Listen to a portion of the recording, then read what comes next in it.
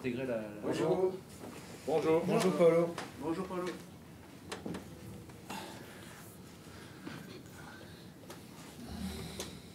Quand vous voulez. Bonjour, bonjour. Bonjour. Est-ce que tu peux nous donner des nouvelles? On a vu Corentin Tolisso ce matin, il est apte pour dimanche et d'autres bobos peut-être? Nous avons la suspension de Hans Bauer, de Abner. Et après, nous avons des blessures de Pavel, qui avait un petit problème musculaire le dernier match. Il se... Hein? Oui. Droit. À la droite. Droit? Oui. Oui. Merci. Pavel, c'est pas disponible pour le match. Après, nous avons la situation de Malik, tous les autres qui sont, et nous avons la situation de Koku qui a fait l'entraînement aujourd'hui. C'est vrai que l'entraînement d'aujourd'hui est un entraînement plus tactique, sans intensité. On va voir avec les joueurs s'il est prêt pour demain. Mais j'ai des doutes avec Coco. Je vais voir, c'est très risqué jouer avec Coco. Je ne veux pas avoir la possibilité de perdre Coco pour le prochain match, mais je vais parler avec Coco. Mais je pense que est vraiment un risque faire jouer Coco dans les noces initiales. Il se plaint de... C'est quoi? C'est la cuisse, le mollet? C'est quoi? C'est aussi le... Comment ça dit? L'ischio. Était un petit problème qu'il a vu dans le match de Brest. J'ai fait reposer le dernier match, mais il n'est pas à 100%. Il n'a pas pris part au jeu avec vous, là? Il n'a pas joué avec vous, là, collectivement? Oui, il a fait collectivement, mais sans intensité. Aujourd'hui, plus tactique, est différent de le match. Ça ne vous inquiète pas, cette série de problèmes physiques sur vos joueurs cadres, vos joueurs majeurs? Il y a Tolisso, il y a Schultz qui est votre meilleur buteur. Tessman est un petit peu moins bien actuellement, d'autres joueurs peut-être aussi. C'est l'accumulation des matchs. Je ne veux pas trouver d'excuses, mais la réalité, nous avons beaucoup de matchs. Nous n'avons pas une équipe longue avec beaucoup de solutions, mais ce sont les joueurs que nous avons. J'ai confiance en tous les joueurs et nous avons préparé le match con ambition. Il y a une fatigue aussi physique, mais qui s'associe, qui est avec la fatigue mentale. Naturellement, le troisième match de la semaine, nous avons des joueurs qui ont joué tous les matchs. Naturellement, sont joueurs plus fatigués. Mais mentalement, je pense que non. Je pense que l'équipe est bien. Qu'est-ce qu'il va falloir faire justement pour gagner face au PSG? Qu'est-ce que nous faisons les autres matchs? Comprendre l'adversaire, comprendre les caractéristiques de match, et un match que nous devons défendre bien, mais un match aussi que nous voulons avoir la possibilité d'attaquer. Je pense que ce sera un match totalement différent des derniers matchs, aussi pour les caractéristiques de jeu de PSG. Et aussi pour la qualité de PSG. Mais nous voulons aussi avoir la possibilité de faire un bon match. Il va manquer beaucoup de titulaires au Paris Saint-Germain. Est-ce que vous, ça change votre approche du match? Non. Rien, parce que nous savons la qualité de tous les joueurs de PSG. Não jogará Dombele ou Nuno Mendes, mas jouera d'autres joueurs avec beaucoup de qualité, nous savons. Dans l'approche tactique, par exemple, les absences de Nuno Mendes et d'Hakimi changent beaucoup le jeu du PSG dans l'utilisation des latéraux. Ça aussi, ça vous change quelque chose? Naturellement, je pense que nous sommes à parler de les deux latérales plus forts du monde maintenant, Hakimi et Nuno. Et naturellement change quelque chose parce qu'ils ont beaucoup de qualité. Mais en général, ne change rien.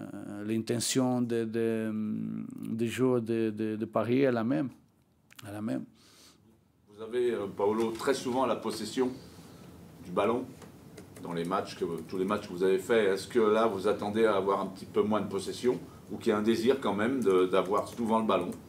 Naturellement. É um match que peut-être é un match que nous devons passer peut-être plus de temps sans ballon, mais comme j'ai dit, nous voulons, quand nous avons le ballon, aussi avoir la possibilité d'attaquer. Mais je pense que le principal, c'est être rigoureuse défensivement et être équilibré sans ballon principalement. Pour l'instant, face aux grosses équipes du top 5 et du top 6, c'est ce que Clinton a rappelé avant, ça va plutôt bien. Qu'est-ce qu'il faut justement faire de ces matchs que vous avez réalisés et gagnés pour la plupart du temps dans le match de demain? Un match, nous devons comprendre qu'un match contre les meilleures équipes d'Europe est un match que nous devons être concentrés comme nous étions concentrés quand nous avons joué contre les meilleures équipes. Mais aussi un match que quand nous avions le ballon, difficile parce qu'il y a une équipe très agressive, nous n'avons pas beaucoup de temps parce qu'ils marquent man to man. Un match peut-être un peu différent parce que PSG est normalement une équipe très agressive sur le moment de pressing. Et nous devons peut-être prendre des décisions plus simples, plus vite, pour avoir la possibilité d'attaquer. On a quand même l'impression que c'est peut-être le meilleur moment pour le jouer, cette équipe de Paris. Je ne crois pas. Jouer contre Paris, cette Paris, est toujours difficile. Nous n'avons pas de bons moments pour jouer contre PSG. Votre équipe a du mal à se mettre en situation de but. Alors vous avez marqué 3 buts à Paris, oui, ça c'était très bien. Et à Brest, bon, c'était difficile à 10. Et puis à Séville, c'était un peu loin aussi. Est-ce que ça vous inquiète un petit peu quand même? Quand nous ne marquons pas, oui, nous devons penser qu'est-ce que nous devons améliorer pour avoir plus de possibilités de marquer. Je pense que les derniers matchs étaient des matchs différents. Nous avons joué 90 minutes avec 10. Nous n'avons pas... contre une équipe qui est toujours difficile, jouer à Brest est toujours difficile pour la caractéristique du jeu de Brest. Était difficile de créer situation. Le dernier match, non, était un match qu'on a dominé totalement.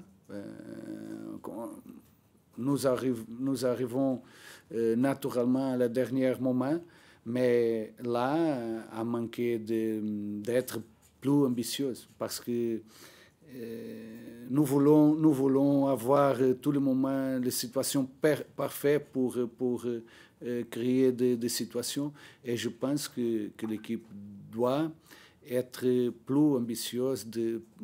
Nous devons prendre plus de risques en ce moment. Est-ce que c'est un manque de confiance de ne pas oser? Est-ce que c'est parce que les joueurs ne sont pas assez confiants dans le temps?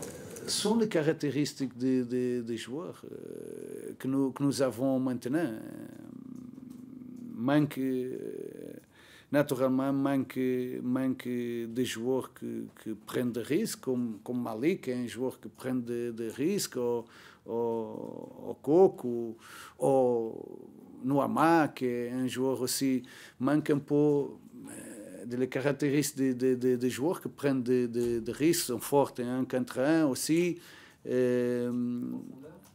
Profondeur aussi. Les joueurs que nous avons maintenant ne sont pas joueurs qui appellent à profondeur aussi, mais sont les joueurs que nous avons et j'ai confiance en tous les joueurs. Qu'est-ce qu'il faut faire différemment, justement, puisque vous n'avez pas ces joueurs qui prennent des risques? Qu'est-ce qu'il faut changer un peu dans le jeu? Qu'est-ce que vous demandez qu'est-ce que tu demandes à tes joueurs? Que nous devons prendre des risques, que nous devons être plus effectifs efficaces. Je parle toujours objectif, mais je pense que vous n'avez pas ce mot, non? Quand nous arrivons à l'écouter, nous devons faire le centre, par exemple. Je veux dire que nous devons être objectifs, nous devons faire arriver le ballon à la zone de finalisation. Et une des intentions. Parce que vous avez une capacité à conserver, mais on a l'impression que vous restez dans ce schéma, garder le ballon, le faire circuler, et il n'y a pas de finition dans les 30 derniers mètres. C'est ça votre problème? C'était les derniers matchs. Et je pense que j'ai regardé le match contre Betis. Nous avons fait beaucoup de bonnes choses jusqu'à cet moment. Et ce n'est pas facile d'arriver à Betis et faire beaucoup de moments qu'est-ce qu'on a fait, créer des difficultés qu'on a créées. Mais à le dernier moment, c'est exactement ce qu'a parlé. Nous arrivons et nous devons avoir l'intention de créer, finaliser les situations.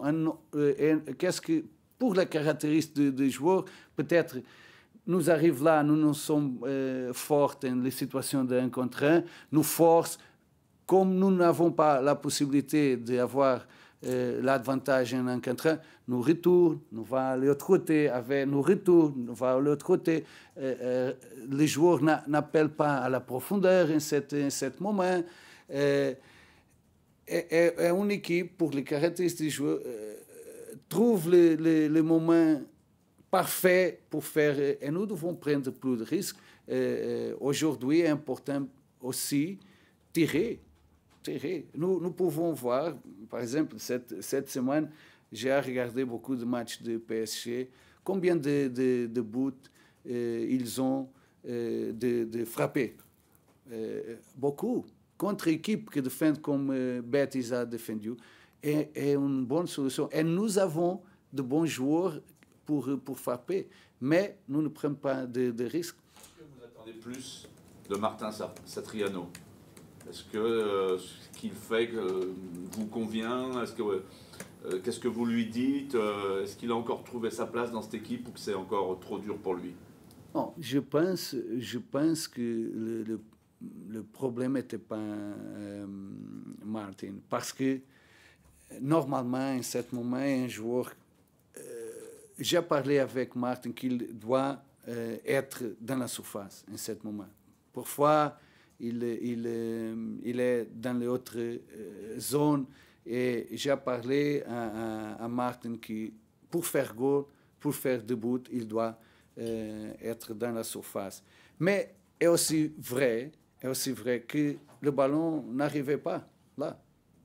Nous avons créé des possibilités pour Martin faire des buts. Moi, je voulais avoir ton avis sur, après 27-28 minutes à Séville, vous avez la maîtrise presque totale du match, vous avez votre rythme, et il y a 2 grosses erreurs de concentration.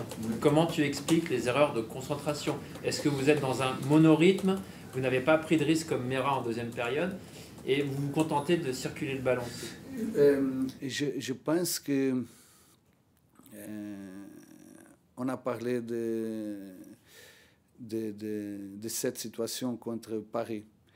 Je pense que notre équipe, quand sent que le match est under control, contrôlé, nous commençons à prendre des décisions et nous commençons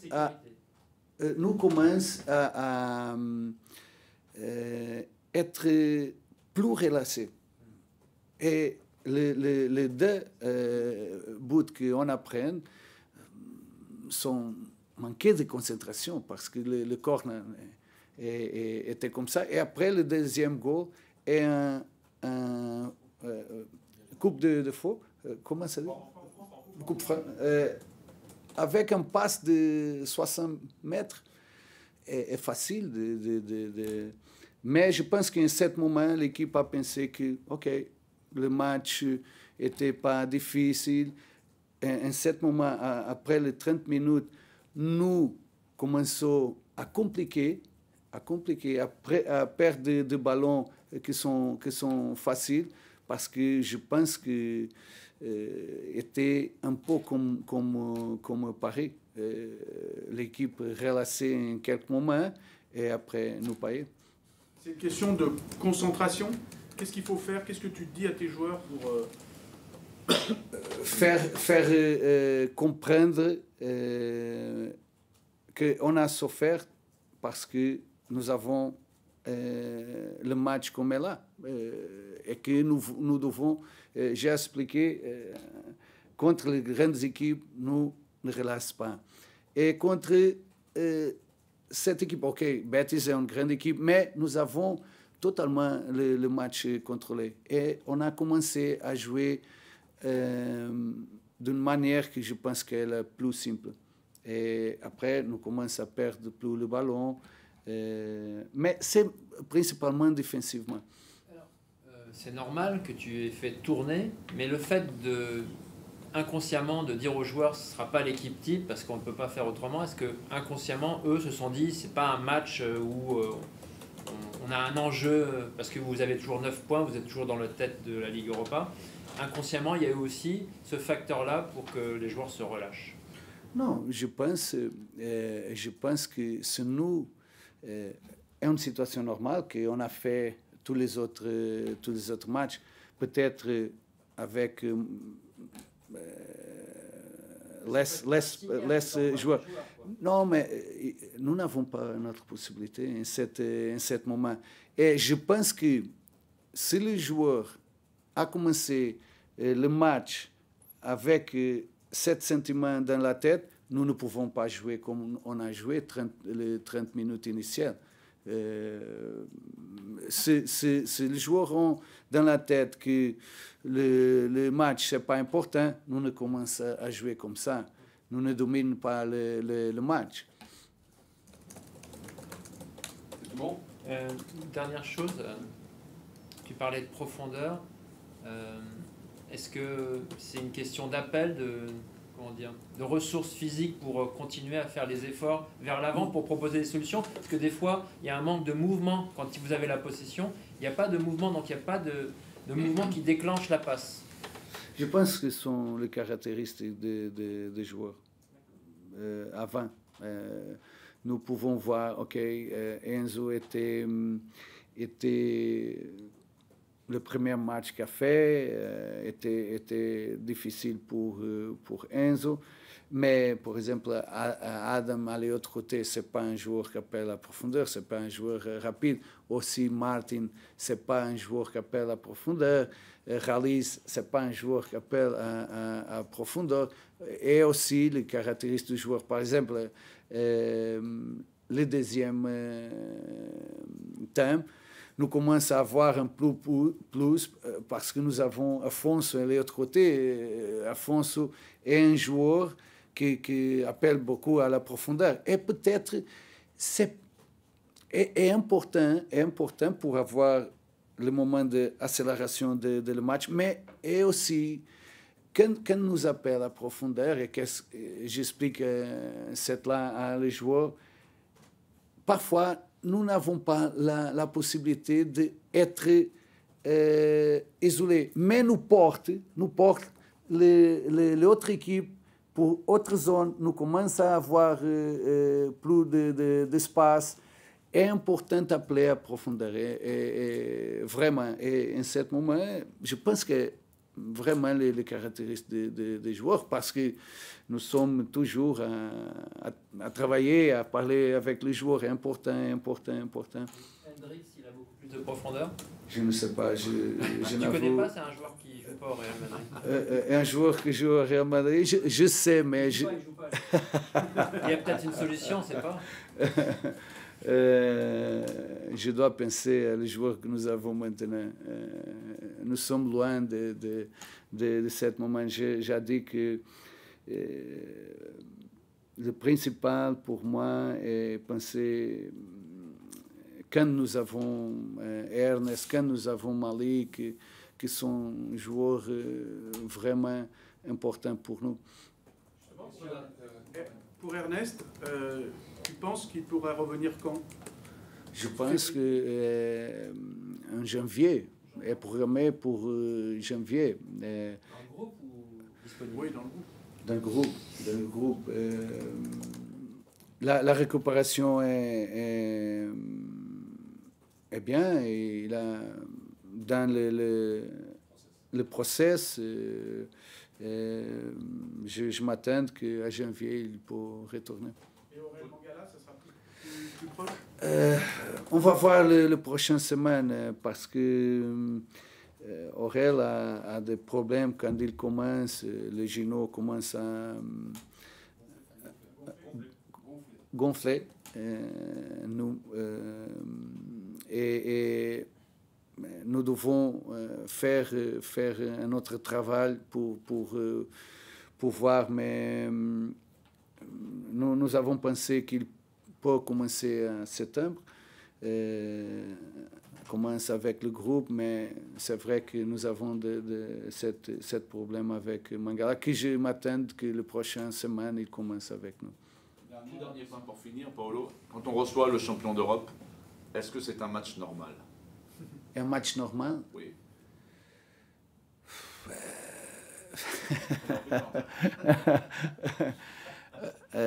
Naturellement, é um match que nos oblige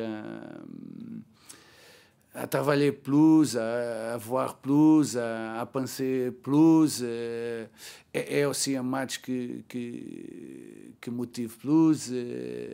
J'aime beaucoup de jouer de matchs contre les grandes équipes. J'aime beaucoup. En ce moment, le problème est le temps.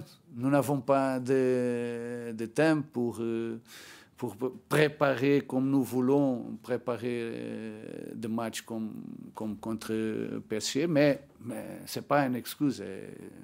Et la réalité, et nous devons préparer le meilleur possible. OK, merci. Merci Paolo.